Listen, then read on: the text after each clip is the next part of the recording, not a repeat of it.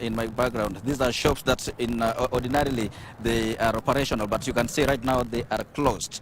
There's very minimal business going on here. Actually, just one accountable shop that are open for business. That tells you the mood on the ground here.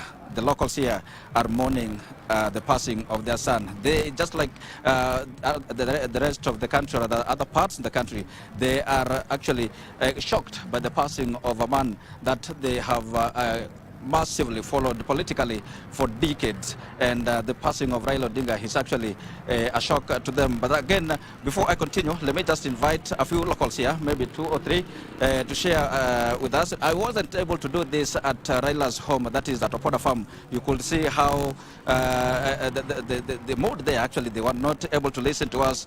They just demanding to know what happened that led to the death of their son. Actually, I think that is an announcement that they expect from probably from the family, and to some extent from the head of state also to make an announcement regarding the passing of Raila Odinga. Before continuing, let me just engage a few locals here that may be able to speak and share with us what they have to say about the passing of Raila Odinga. Brother, how are you?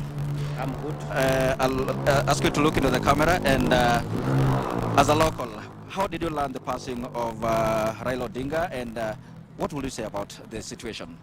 Okay. Your name first? Okay. I'm Joseph Uchieng Kongo. I'm living here in Bondo, and this news of the death of Raila Odinga has left us with a very big shock, and we don't know what we can even say about Raila Odinga, because we are still with a lot of pressure. We cannot tell more about Raila. Yeah. The reality is that we no longer have Raila Odinga. This is a region where Raila has had a very massive following politically. We, the region, has followed Raila for decades. He has been their political leader, so to speak. Whatever he says is almost as certain as law. What gap do you think the passing of Raila leaves in this region? Okay, now in this region, we have been just left here with nothing, totally nothing. And we are just praying God will stand with us as a Luo Nyanza and as a nation. But for now, we cannot say anything more. Yes. You live here. What is your hustle? What do you do for a living, and why you are probably not at work now? Here in Bondo, I'm a motorbike rider. And today there is no business in this town. You can see everything is closed. We are just here. We cannot, the movements are there, but people are not doing business. The businesses are closed. Where are people? Where are the locals? I can actually, those that we are passing by are accountable. Where are people? Okay, like this street, it's normally full at around this, like it's now afternoon. It's normally full, but today, people, the way you can see, everything is closed, so people are not in the street. Maybe if you go up there, you'll find some people in groups, because there is no business at all. Yeah. So, ndugu naweza kuja pia tusikie kutoka kwako. Simama hapa, tazamia pale, utueleze unaitwa nani, wewe kawaida unafanya kazi gani kama kujitafutia riziki, na siku ya leo ile ujumbe kuhusiana na kifo chake Raila Odinga, wewe umeipokea vipi? Jina kwanza. Kwa majina mimi naitwa Philip Otieno Ada. Kwa majina mimi naitwa Philip Otieno Ada. Hii kifo ya Raila imetusinya sana. Hata saa hii mimi ni mtu wa boda, hakuna biashara inaendelea. Hakuna kitu chochote inaendelea hapa Bondo. Watu wako na uchungu, maduka zimefungwa, hata transport haiendi through. So tuko na uchungu sana, hatuwezi, kitu chenye tunaweza fanya ni tumemwachia tu Mungu. Ndio tutatulinda sisi. Asante sana. Mama, njoo pia nawe useme lako. Tueleze wewe unaitwa nani, kazi yako kila siku ya kujichumia riziki ni gani, na siku ya leo utaweza kusema vipi kutokana na kifo chake Raila Odinga? Tazamia pale, mimi nitakushikia microphone. Kwa majina naitwa Ann Olali, mimi ni mkaji wa Bondo, na kumwamkia leo asubuhi kuangalia simu nikapata baba yetu ambao tulikuwa tunampenda sana, ambaye anaitwa Raila, amefariki. tulikuwa na huzuni, hata chai hatukupika nyumbani, hatuja kunywa chai hata paka saa hizi. Mimi nafanya biashara hapa Bondo, niko na duka. Hiyo duka yangu sijaifungua kwa sababu naona ni kama nimepoteza mzazi wangu, nimepoteza baba yangu ambao nilikuwa napenda na moyo yangu yote.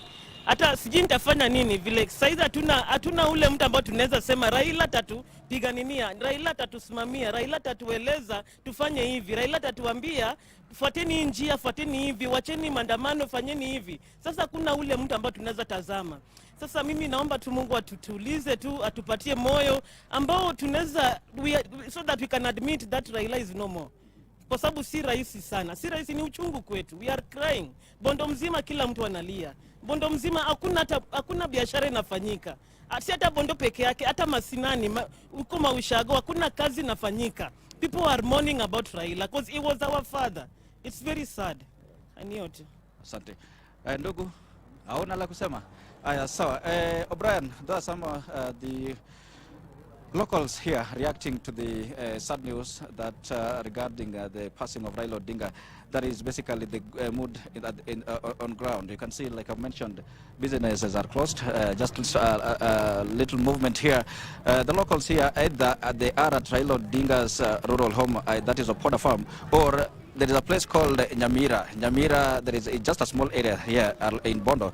That is where it's Kango Kajaramogi. Kango Kajaramogi, that's probably a Luo expression. That means the home of Raila's father, Jaramogi Oginga Odinga.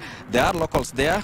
Some of them are there. Some of them are at Raila's place. Like you saw earlier on when we tried to go live from his home, it couldn't happen because I mean, that euphoric, the sad euphoric expression from the faces of the locals there tells you the mood on the ground. They are saddened, they are shocked by the passing of Raila Odinga. Well, it doesn't end here. We continue interacting with the locals here to get their reactions. And also from here, we are in Bondo town, but we want to go to Kango Kajaramogi to see what it looks like there. Actually, when we were at Raila's place, we got, okay, fine, the people are there.